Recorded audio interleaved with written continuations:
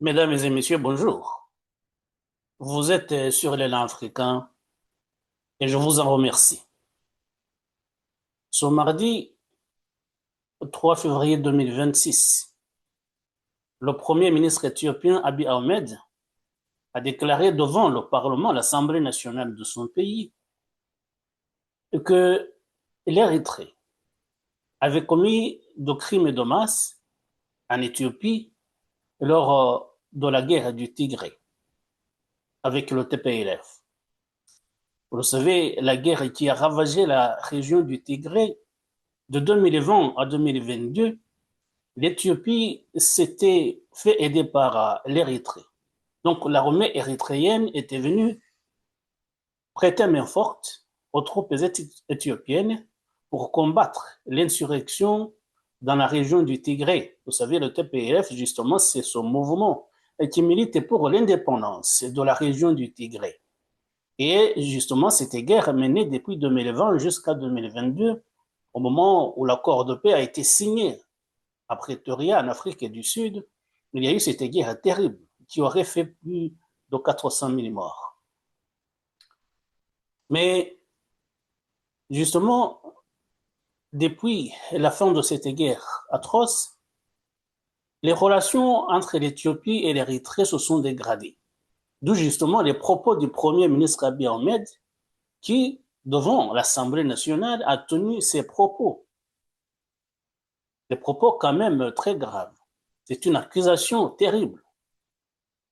Et d'ailleurs, le ministre de l'Information de l'Érythrée a répondu en disant que les propos du Premier ministre éthiopien étaient abjects, méprisables, et que de tels propos ne méritaient pas une réponse. C'est que justement les relations entre les deux pays voisins se sont terriblement dégradées depuis 2022, depuis la fin de la guerre, puisque les propos du Premier ministre s'inscrivaient dans ce contexte de tension entre d'abord la reprise des combats maintenant, même si les combats ne sont pas encore intenses, mais il y a la reprise des combats dans la région du Tigré, faisant suite justement à ce que les dirigeants de cette région qualifient de manque de transparence de la part de l'Éthiopie, du gouvernement fédéral, dans ce qui concerne la mise en application de l'accord de paix de Pretoria, puisque les deux pays, les deux parties n'arrivent pas à se mettre d'accord sur l'application de ces accords, notamment en ce qui concerne l'administration territoriale. Et donc, il y a d'abord des tensions entre l'Éthiopie, le gouvernement fédéral, et la région du Tigré. La région du Tigré qui fait bien sûr partie de l'Éthiopie. Et maintenant, avec l'orgueil des tensions entre l'Éthiopie et l'Érythrée, l'Éthiopie accuse l'Érythrée de vouloir armer le TPLF. Ça veut dire l'Érythrée qui a aidé le gouvernement éthiopien à vaincre les rebelles du TPLF, maintenant changerait des camps et voudrait aider ces rebelles de la région du Tigré pour combattre le gouvernement éthiopien. Ce qui, bien sûr, est un regain de tension terrible qui risque d'embraser non seulement l'Éthiopie avec cette guerre, cette possible guerre civile, mais également ça risque d'embraser la région tout entière, je parle de la Corne de l'Afrique. Puisque, d'après les responsables de l'Érythrée, ce que veut l'Éthiopie en réalité, c'est de pouvoir accéder à la mer de gré ou de force. Et ça, justement, c'est un point crucial. Puisque vous le savez, le Premier ministre éthiopien ne s'en cache pas. Il dit que l'accès de l'Éthiopie à la mer, l'accès direct à l'Éthiopie, à la mer Rouge, est une question de vie ou de mort. Et donc, il cherche tous les moyens possibles pour que son pays puisse avoir un accès à la mer. Nous avons suivi début 2025, par exemple, il s'était employé à avoir une relation étroite avec la région du Somaliland. Vous l'avez sans doute suivi. Le premier ministre éthiopien avait signé un accord avec le Somaliland, le président du Somaliland. Et que disait cet accord?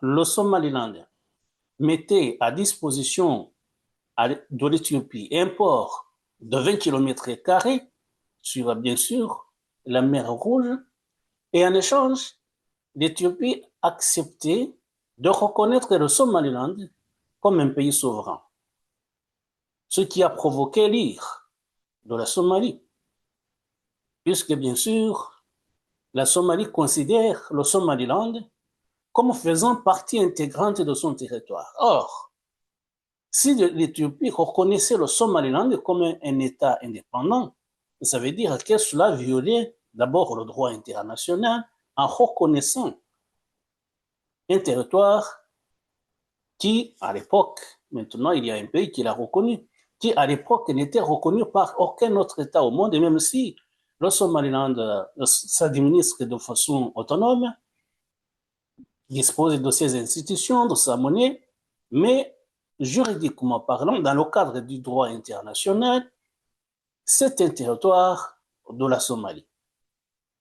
Et donc, ça veut dire tout simplement que ce qu'avait fait l'Éthiopie début 2025 était un affront fait à l'État somalien.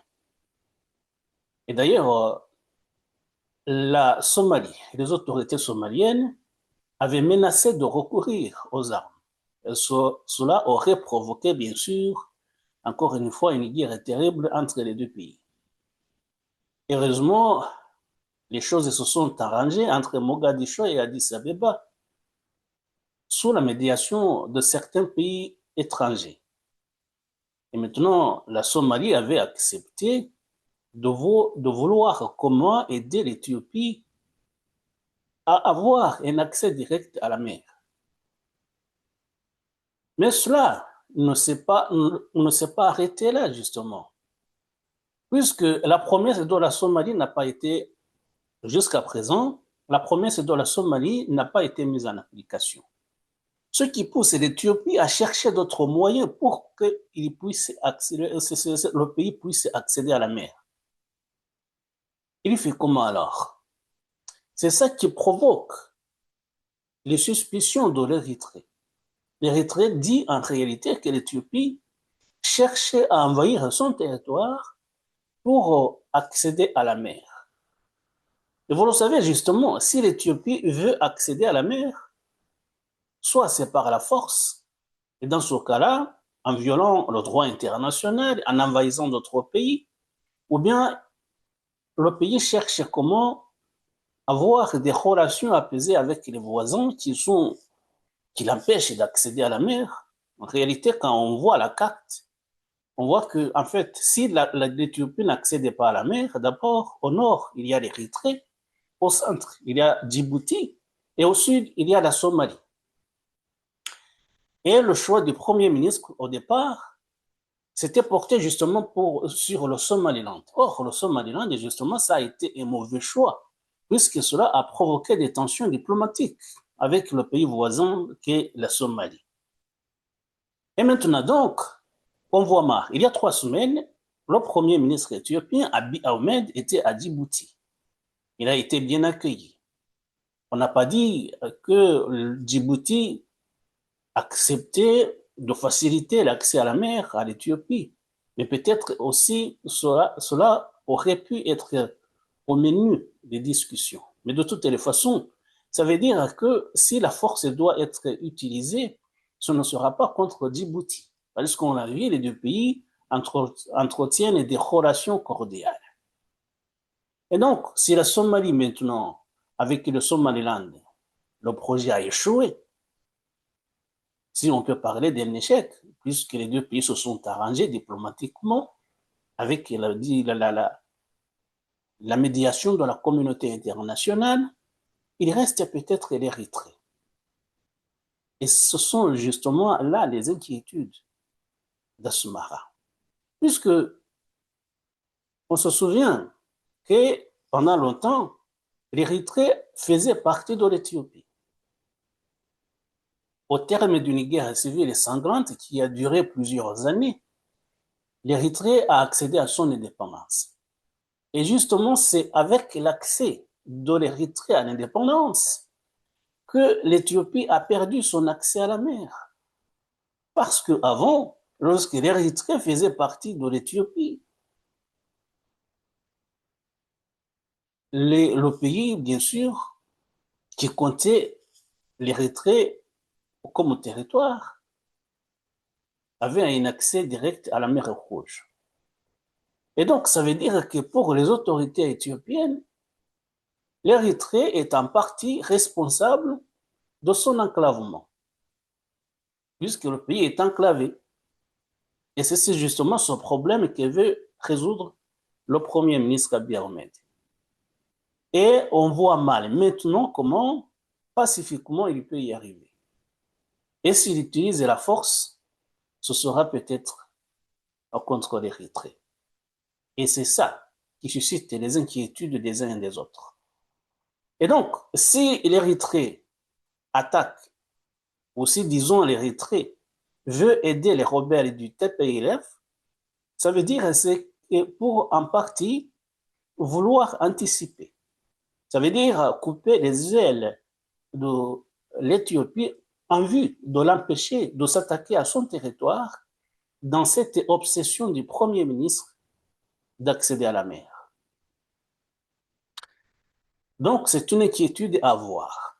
D'abord, il y a la guerre qui reprend au Tigré, mais il y a également un appui qui risque d'être massif de l'Érythrée. L'Érythrée qui voudrait bien protéger son territoire, mais en aidant justement ces rebelles du Tigré. Même si les autorités maintenant du Tigré, les responsables de ce mouvement TPLF, appellent au calme, à la désescalade et à vouloir comment discuter entre d'abord les autorités régionales du Tigré et le gouvernement fédéral, mais également entre l'Éthiopie et l'Érythrée. J'ai vu récemment que les responsables du mouvement de la région du Tigré appelaient justement à la désescalade, mais on n'en est pas encore là. Si le Premier ministre va devant le Parlement et tient des propos justement qu'on a entendus en accusant officiellement l'Érythrée, le voisin, de vouloir aider le TPLF, en accusant ce pays qu'il a aidé à gagner la guerre de 2020 à 2022, ça veut dire que la situation s'est détériorée de façon peut-être définitive. Rien n'est définitif, bien sûr, en diplomatie. Il y a des gens qui peuvent faire de la médiation et faire justement que les deux pays retrouvent un terrain d'entente. Mais jusqu'à présent, les choses se sont sérieusement envenimées. Et c'est ça, justement, qui suscite des inquiétudes des uns et des autres. Sachant qu'il y a un autre pays dans cette région, pas dans la région de la Corne de l'Afrique, mais je parle de l'Égypte. L'Égypte qui a un différend énorme avec l'Éthiopie, qui concerne la construction du barrage de la Renaissance sur le Nil bleu. Vous savez, il y a un conflit qui concerne le remplissage justement des réserves d'eau et l'Égypte s'inquiète pour ce qui est du débit des eaux. Justement, le débit ne resterait pas les mêmes si on remplit les réserves pour pouvoir produire de l'électricité. Vous savez d'ailleurs, le barrage de la Renaissance a été inauguré officiellement dernièrement, mais l'Égypte s'inquiète toujours pour ce qui est du débit des eaux du Nil qui profitent largement aux agriculteurs égyptiens. C'est un conflit qui peut aussi dégénérer en guerre. peut-être pas en guerre ouverte, mais en guerre de soutien à ce mouvement du TPLF. Et c'est ça justement, si nous disons qu'il y a un risque d'embrasement de cette région, c'est que dans cette région, il y a des intérêts qui divergent. L'Éthiopie qui veut accéder à la mer, l'Érythrée qui veut empêcher l'Éthiopie d'envahir son territoire pour pouvoir accéder à la mer, et l'Égypte qui entretient des relations très difficiles avec l'Éthiopie depuis le début de la construction de ce barrage de la renaissance sur le Nil bleu. Voilà donc une situation explosive. Sachant que la région du Tigré n'est pas la seule région à avoir une rébellion contre le gouvernement fédéral de l'Éthiopie.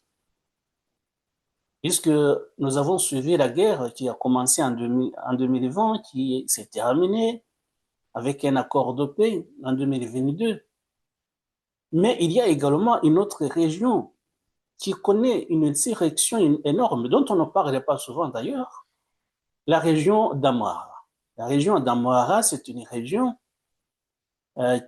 qui s'étend de l'Est au sud-ouest du pays. C'est la région la plus importante de l'Éthiopie. Et d'ailleurs, Addis Abeba, la capitale de l'Éthiopie, se situe dans la région d'Amhara. Or, justement, il y a une rébellion dans cette région d'Amhara qui s'appelle Ola. Ça veut dire l'armée pour la libération de l'Oromia. Et la rébellion qui s'appelle Ola, justement, provoque beaucoup de massacres. J'ai vu dernièrement des accusations des organisations de défense des droits de l'homme, mais également des agences des Nations Unies qui accusent la rébellion d'Ola de commettre de graves crimes contre l'humanité. Mais qui n'épargne, il y a des accusations qui n'épargnent pas non plus l'armée éthiopienne, l'accusant aussi de commettre de violations graves contre le droit humanitaire. Et si donc il y a cette guerre d'Amhara, même si on dit que pour l'instant, Lola, l'armée de libération de l'Oromia, est en train de perdre ses forces, et peut-être dans quelques années ou dans quelques mois, elle sera vaincue. Mais ça suscite tout de même des inquiétudes. Puisque vous savez, euh, il y a ces violations des droits humains qui se commettent, des massacres, des viols, mais il y a le fait que l'Éthiopie limiterait fortement l'accès des journalistes à cette région. Si bien qu'on pense qu'on n'a pas suffisamment d'informations sur ce qui se passe dans cette partie de l'Éthiopie. Puisque justement, si les journalistes ne peuvent pas accéder librement aux zones de combat, on ne saura jamais ce qui s'y passe réellement. Et voilà donc, c'est une autre guerre qui est sur le territoire éthiopien. Et il y a peut-être, possiblement, une reprise des combats dans la région du Tigré, ce qui ferait quand même beaucoup. Ce qui ferait beaucoup, même si les raisons qui poussent les hommes de Romy à prendre les armes ne sont pas peut-être les mêmes que les rebelles du Tigré, même si les deux rébellions cherchent réellement à l'indépendance de leurs régions respectives. Mais on voit mal comment l'Éthiopie va continuer à supporter une guerre sur deux fronts séparés. Contre d'abord Lola en Oromia et contre le TPLF dans la région du Tigré. Ça fait beaucoup. Mais ce qui fait peur, justement, largement peur, c'est la possible intervention de l'Érythrée aux côtés des rebelles du TPLF. Ou encore une fois, un soutien peut-être tacite et qui peut être important de l'Égypte à une ou l'autre rébellion pour tout simplement gêner fortement l'administration, le gouvernement éthiopien.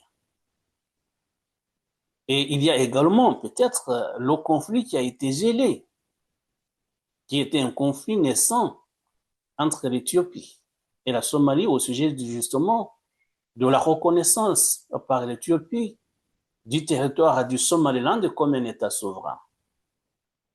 Ça a été gelé, mais on pense que les relations ne sont pas au très beau fixe.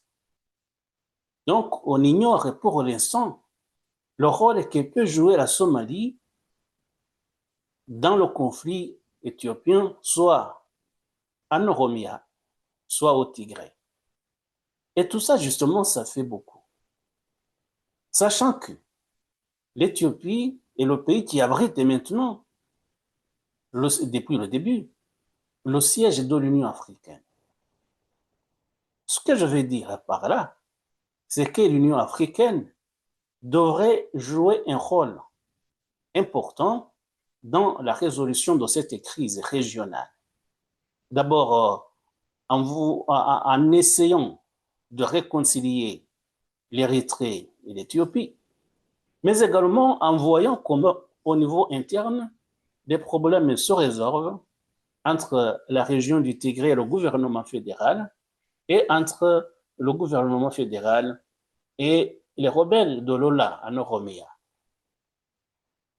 C'est très important.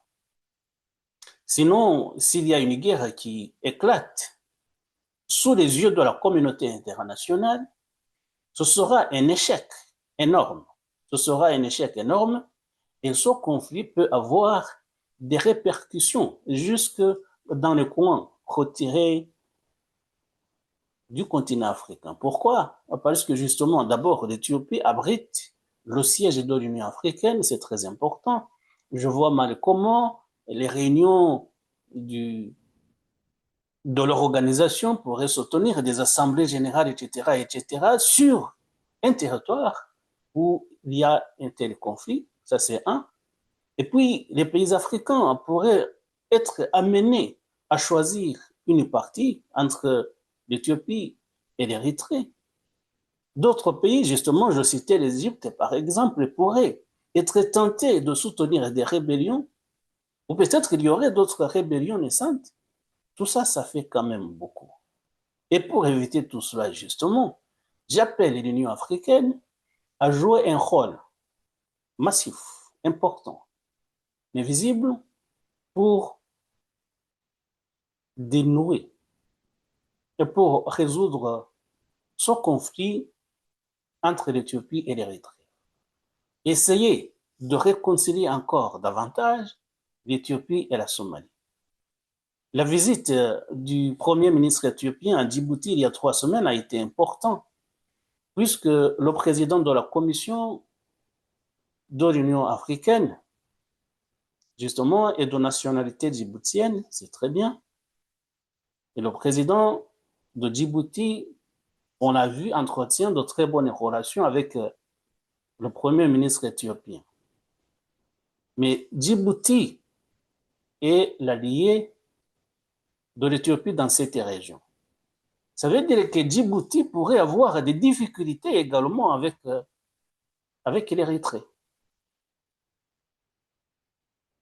Ce serait un autre pays impliqué d'une façon ou d'une autre, de façon indirecte peut-être, dans ce conflit naissant. Donc, il y a tous les pays de cette région, de la Corne de l'Afrique, l'Érythrée, bien sûr, l'Éthiopie, Djibouti et la Somalie. Et seul Djibouti serait l'allié de l'Éthiopie.